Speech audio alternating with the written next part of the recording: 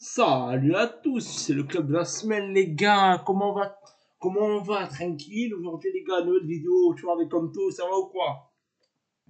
Ben écoute, ça va nickel et toi? Ça va tranquillou, bon les gars, on va commencer cette petite vidéo sur le débrief un petit peu tardif entre guillemets, du débrief du Real Madrid contre Lille, donc deuxième journée de la phase de Ligue, comme ils appellent eux, en gros format de la LDC.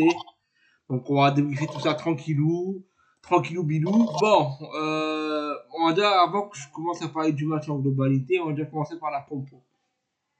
Alors lui, dans Vas-y. les cas que Courtois s'est blessé, bon, c'est une blessure légère, 2-3 semaines, il va vite revenir. La défense c'est du classique, Mendy, Rudiger, Militao, Carvajal. Au milieu de terrain, bon, ils reviennent à 4-4 dans le sens puisque Mbappé était blessé. Enfin, ouais, blessé entre guillemets, bref. Donc il revient à 4-4 devant Losange. Donc le retour de Kamavinga qui fait plaisir pour le coup. Chouameni, en gros, les quatre milieux de terrain, normalement, ça doit être les 4 futurs milieux de terrain pour la prochaine décennie, normalement, si tout se passe bien. Donc les 4 milieux. Et devant, donc une petite surprise, Hendrik qui est titulaire. Avec Vinicius en point de l'attaque. T'en penses quoi de la compo, toi?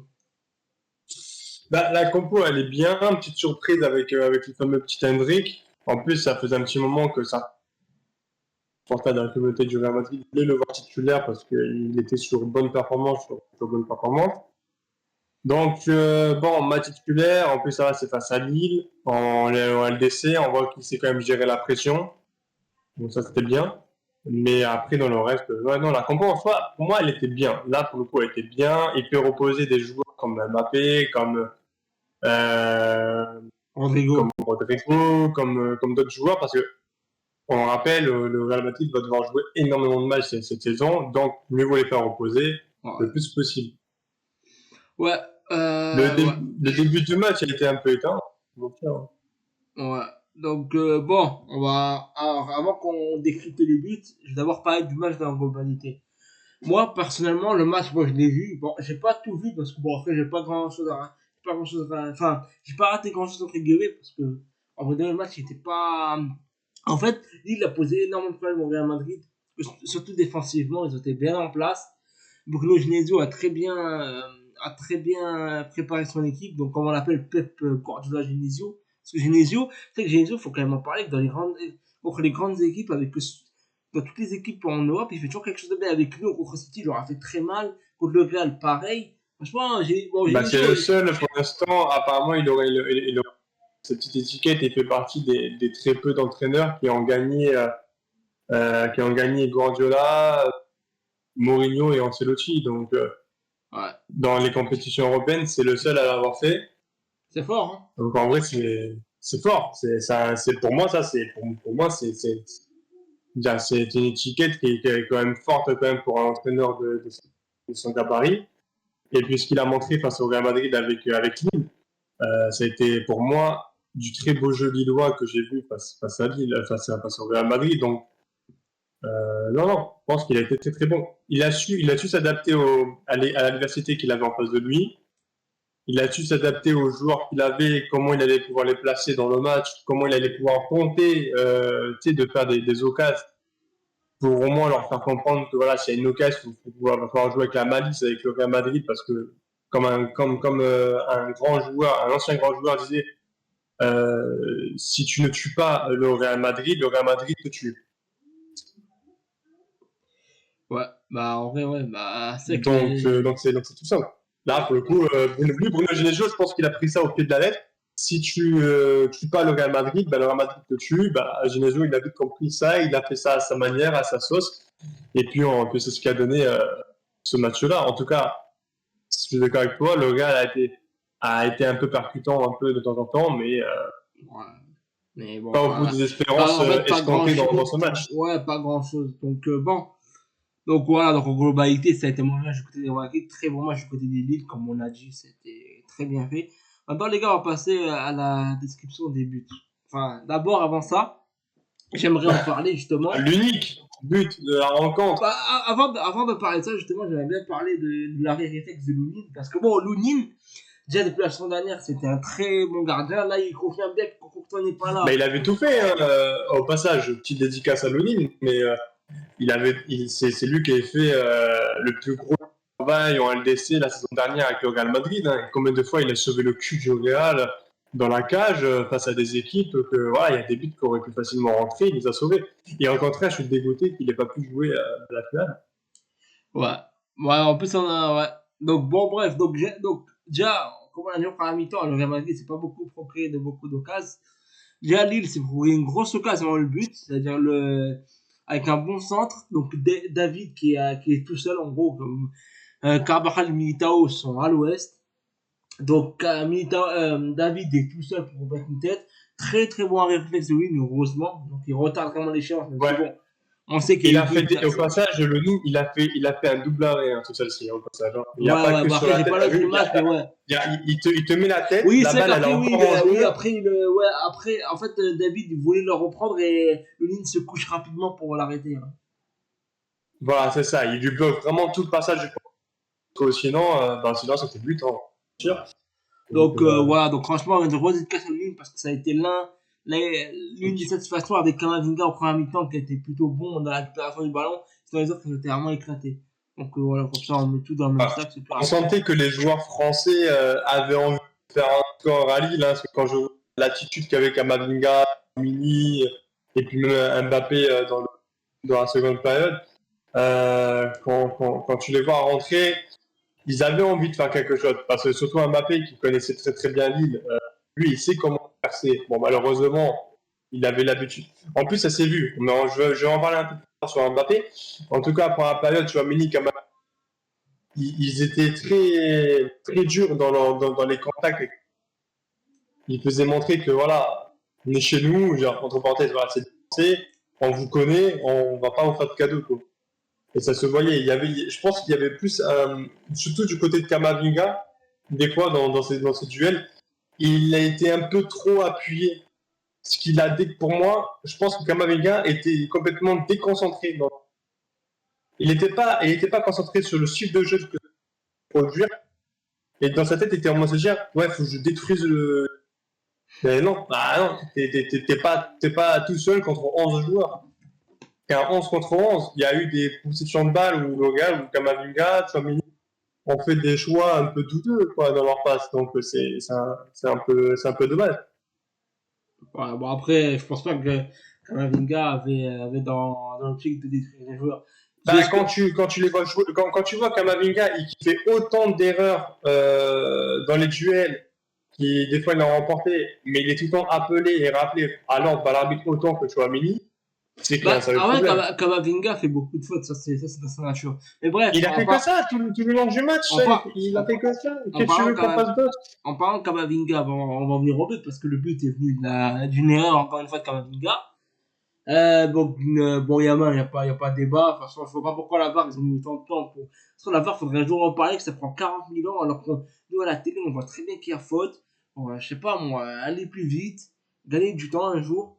Donc, bon, bref, il y a faute. Kamavinga, il est très bête dans le sens où, au lieu qu'il fasse comme Carvajal et Ramos qui faisaient, ils mettent les bras derrière. Non, il met ses bras devant. Ah, toi, tu parles, ah oui, ouais, sur l'action, ce qu'il donne. Moi, pour moi, je suis désolé. Tu sais que sur le coup, sur l'action où ça se passe réel, même on se dit, oula, il s'est passé quoi? Genre, on Ouais, se même dit, moi, ouais, le à la vitesse ballon, réelle, tu le voyais pas tu qu'il vois, était. t'as vu, on n'est pas bête. Tous les supporters qui ont regardé ce match-là, on n'est pas bête. On sait tout que le ballon s'est arrêté dans les airs. Ok, on est d'accord.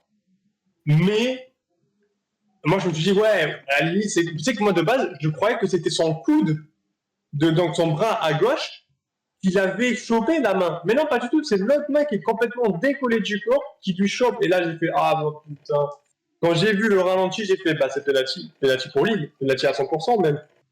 Si, je pense, honnêtement, ça aurait été une injustice de ne pas siffler penalty. Bah, ça, tu pouvais pas, il le voyait, c'est pas possible. À part, c'est aveugle. Ah, mais parce que quand tu vois qu'ils ont mis un temps fou à la VAR pour se décider, l'arbitre, est-ce que tu vas voir ou est-ce que tu vas pas, parce qu'on n'en parle pas assez. T'as le moment où c'est sifflé, et t'as le moment où tout d'un coup, t'as un blanc. Ou en mode, on joue pas, et l'arbitre avec penalty, pas penalty, il court voir les images, et il met un peu de temps. En plus, il remet du temps. C'est quand même incroyable. Ah, c'est la part. Hein. Non, mais c'est quand même. Non, mais là, par contre, sur ça, l'arbitrage, bon, pour le coup, à la fin, heureusement qu'il a pris la bonne décision. Je pense qu'il aurait dit non au penalty. Je pense que ça aurait été vraiment une injustice totale et qu'on en parlerait encore et encore. Alors, déjà qu'en ce moment, le Real, avec des fautes, pas fautes, des fautes, pas fautes en championnat, il se fait par le. Avec la fameuse phrase le penalty al favor de la. Voilà, avec cette fameuse phrase en Liga. Je pense que si là en Ligue des Champions, tu rajoutes cela à ça en mode il n'y aura pas de titre contre le Real Madrid, je pense que là ça aurait été, ça aurait été vraiment fait polémique dans le monde du football. Ils auraient dit ah non, mais là attendez, là c'est pas grand quand même. Ouais, donc, ouais.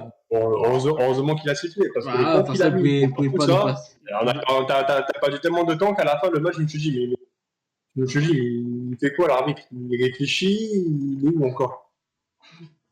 Non, mais voilà, donc bon, pour moi, il y a péno, 100 fois péno. Ah oui, David, non, mais il y a péno David, rare. il marque 1-0. Bon, le Real Après, c'est Madrid. pas parce que après, ce n'est pas parce qu'en siffle, c'est pas parce qu'un arbitre siffle penalty qu'il y a but derrière. Hein. Ouais, bah oui. Ça, C'est pour ça, pour moi, je trouve que les arbitres sont beaucoup trop gentils quand ils sifflent pas les arbitres, quand ils veulent pas siffler, quand je vois qu'il y a des fautes, comme par exemple sur d'autres matchs, je vois il y a des légers contacts dans la surface, juste sur le peu de la cheville, siffle-les, parce que ça reste un contact. Dans les lois d'un penalty, il y a le contact dans la surface, c'est sifflé. Tu dois siffler. Et quand c'est sifflé, c'est pas dit qu'il y ait but. Bon, la plupart du temps, il y a plus de penalty qui rentrent, qui sont arrêtés ou qui sont pas cadrés. C'est vrai. Mais tente-le. Le gardien, il s'entraîne toute sa vie pour arrêter aussi des pénaltys. Il va bien finir par en arrêter au moins un dans sa carrière. Du coup, ça sera à ce moment-là. ouais. Donc, ouais, moi, je suis d'accord avec toi, en vrai, de vrai. Bon, on va vite fait conclure sur le match. Bon, comme vous avez vu, il y a 1-0 pour Lille. Je vais juste conclure par rapport au Real Madrid parce que moi, en tant que fan du Real, ça me gonfle qu'on perd 1-0 contre Lille. Parce que pour moi, le Real Madrid, c'est vraiment avant pris Lille de haut. Parce que c'est pas possible quand tu es le Real Madrid, tu fais un match comme ça en Ligue des Champions. Ça fait très longtemps que j'ai pas vu le Real Madrid aussi autant être nul en LDC. Ça fait longtemps.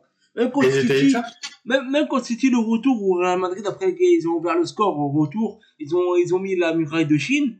Et là, je comprenais parce qu'à ce moment-là, c'était contre City. Et en plus, t'étais, comment ça s'appelle? T'étais, qualifié, donc c'est normal que tu mets le bus.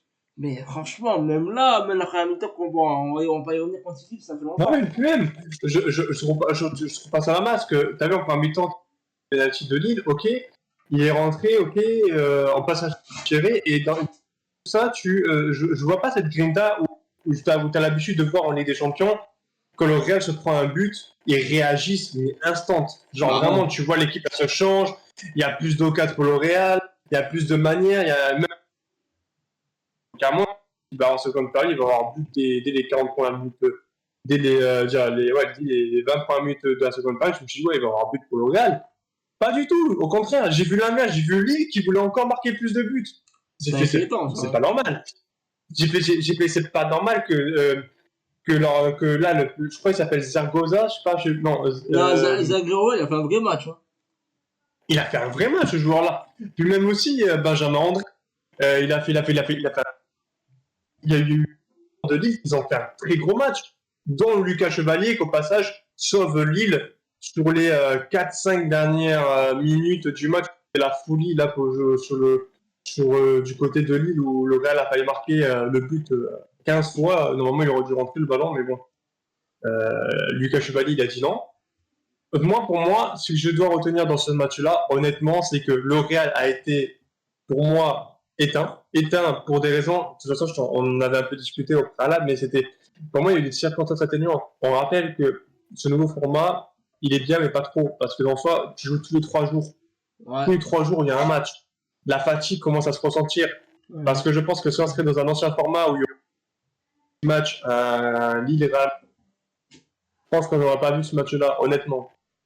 Oui, bah oui, ça doit jouer. Surtout que là, il joue tous les 3 jours. En plus, La il y a un preuve, très regarde, intense. la preuve, Franchement, regarde, un jour, il a dû pas tourner l'équipe pour jouer face à Lille. bah, Déjà franchement, ça. Anto, c'est pas une excuse. Il a pas fait autant tourner, à part Hendrik. Ah, mais ce que je veux, non, mais ce que je veux dire, il te met habituellement en Ligue des Champions. Ancelotti, il t'affiche toujours l'équipe type parce que c'est très bien que c'est la compétition pour eux. Tu vois, eux, ils s'en foutent carrément de gagner le championnat. J'ai l'impression qu'ils veulent, c'est continuer sur leur lancée de trophées en LDC.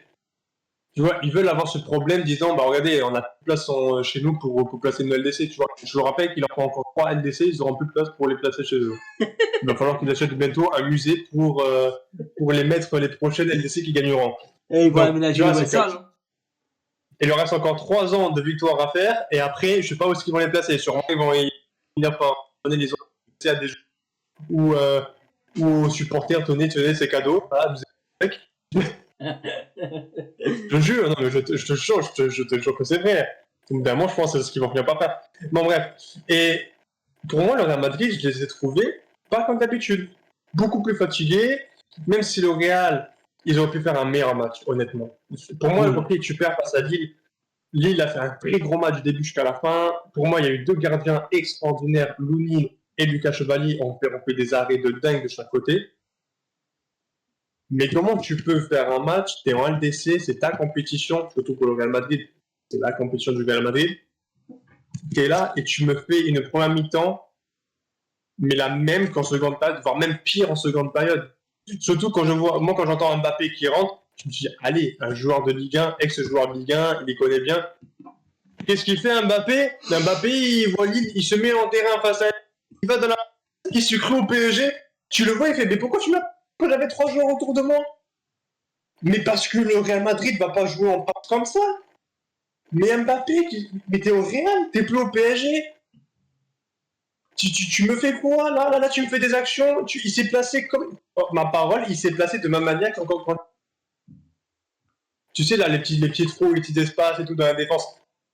Ouais. Mais ça, il y avait qu'avec le PSG, t'es capable de faire. C'est normal, tu les avais formaté tes joueurs autour de toi. Là, t'es au Real Madrid, tu vas formater qui? C'est eux qui vont te formater à leur style de jeu. C'est pas toi qui va les formater à un style de jeu à toi, c'est eux qui vont te dire non, tu joues comme nous, c'est le point final. Quand j'ai vu Vinicius décaler sur la gauche, j'ai dit ah oui, la balle elle va aller sur Vinicius, pas Mbappé, c'est fini Mbappé. Là, tu fais n'importe quoi. Ouais. On va ça, Mbappé, on va en parler. Bon, bref.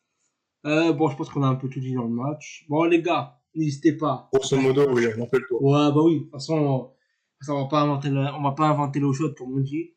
Donc, on a dit à peu près ce qu'on en pense. Donc, les gars, n'hésitez pas à liker, commenter, partager. Surtout, les gars, liker, commenter. Surtout, c'est grave important pour nous, pour le référencement. Et n'hésitez pas à dire votre avis en commentaire sur le match. Surtout, ça pourrait vraiment nous intéresser. On pourrait même, si vous avez des commentaires, on pourrait même les reprendre dans une prochaine vidéo pour justement en parler. Donc, ce serait vraiment très intéressant. Donc, les gars, moi, je vous dis à la prochaine. Goodbye.